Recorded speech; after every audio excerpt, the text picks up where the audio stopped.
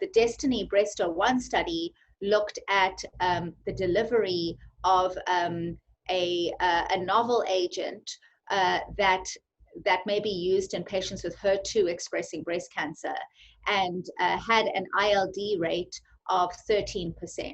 So this is a relatively high rate of drug-induced ILD. However, it is within the range of drug-induced ILD that has been deemed safe and tolerable, and has not been seen as a hindrance to proceeding with approval and use for other agents in other tumor types. For example, the incidence of drug-induced ILD is around 13% for patients with renal cell cancer treated with everolimus. So while the rate of ILD with this particular agent and in that particular trial appeared to be high, I don't think it would be deemed unacceptable and would limit the use of this agent in clinical practice if that was thought to be appropriate. In lung cancer, the use of this agent and others is less well developed. The proportion of patients with lung cancer who have HER2 expressing lung cancer is in the single digits or less. So we have relatively few patients who would be eligible for receiving treatments such as this. So we are still learning as to what the incidence of these types of toxicities is likely to be in patients with lung cancer.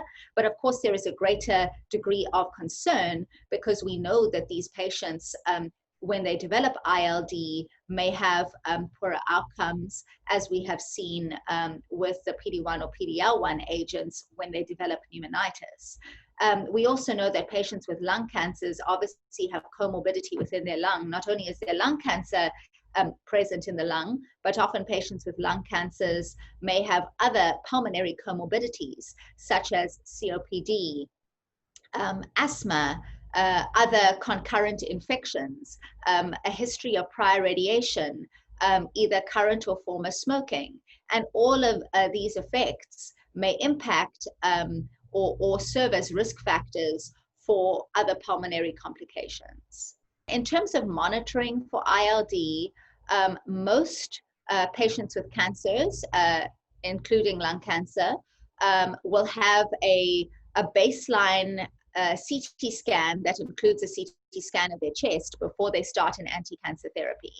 And at that time, it may be appreciated that patients may have a background interstitial lung disease or a background process within their lung that may predispose them to the development of a drug-induced ILD.